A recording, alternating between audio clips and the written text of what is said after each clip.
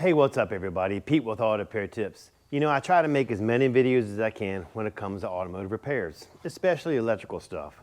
I had a truck come in, it was a 2014 F-150, and the horn wasn't working. So I said, you know, I'm not gonna make a video on that, it's just a horn, probably something silly, right?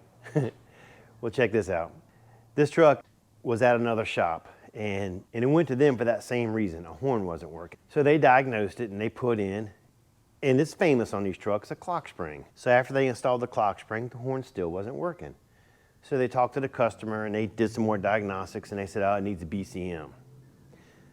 Long story short, they put the BCM in there, they had it programmed, the horn still didn't work. So they got frustrated and the customer picked it up and brought it to me. He said, you know, can you look at it and see? I said, well, sure. So I started going through it. And you know, the first thing I did was I got my scanner out and I went to the body control module and I hit the horn, activate horn, and the horn blew. So immediately right there, I knew that I could command the horn on. So we knew that from the BCM all the way to the horn was fine. So I started tracing it backwards. I went and found the wire from the BCM to the steering column. And I went all the way to where it plugs into the steering column control module, and I took that pin off, activated, and the horn blew. So I knew that from the column all the way to the horn, the wires, the relays, the fuses, they were all good. So I said, okay, it's got to be this direction. And the customer tells me, he says, well, we put on a new steering wheel and we put on a clock spring. So I'm thinking, well, those things are new and they're from the Ford. He didn't buy aftermarket, didn't buy used, he bought it from Ford. So I started thinking, okay, well, maybe it's that steering control module. So I started testing it out and ohming it out. And I went all the way,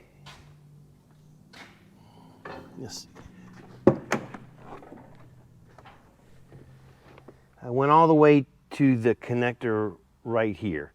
And the fourth one over is the horn. I could come right here, hit it, and activate the horn. So that tells me that the clock spring they put on is good, the steering control module, which is back behind here, is good, and the wiring's all good. So I said, what is going on? So I started thinking, okay, maybe it's a defective steering wheel or something. So I went and gave him the numbers that he asked for, right down inside there. And he crossed it over and he goes, no, that's the correct steering wheel, everything is fine. So I said, damn, something just don't add up. I told the guy, I said, are you sure? He said, yeah. So I put the steering wheel back on there and I started checking the pins. Well, this red wire right here, let's go back a second. I use Shopkey and it gives me color schematics all the way up to the steering control module. After that, there's no color codes after that, so you don't know what color goes where.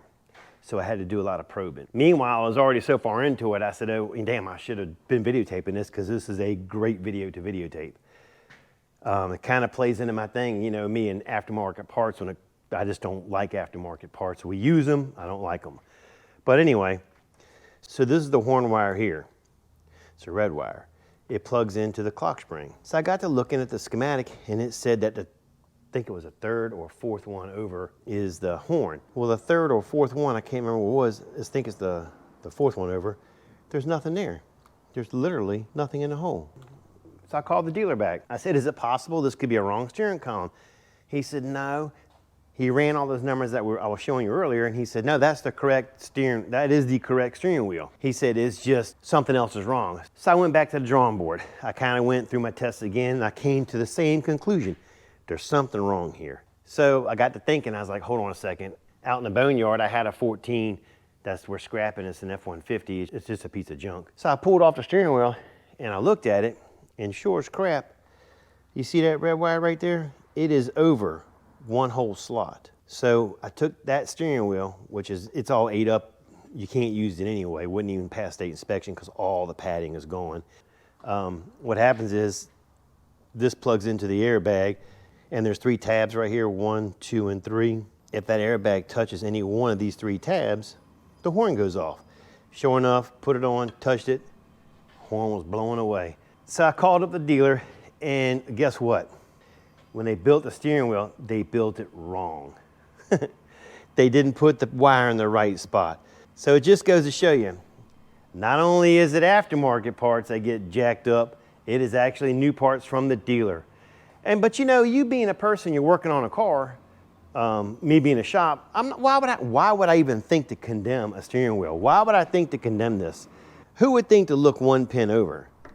I mean, you know, I only did because it came to me from another shop that couldn't figure it out. It's just, you know, you normally, when you buy parts, you put them on, you just assume that the factory stuff's gonna work. So now we know that's not always true, is it? You gotta second guess everybody nowadays. All right, guys, that is it for this video. I'm sorry I didn't have any footage on that. It'd been really cool to show you how I went through everything to do it. But again, the customer has to have his vehicle back and we need to move on to the next job. But I appreciate you watching. Don't forget to like, subscribe, and leave a comment. Catch you later.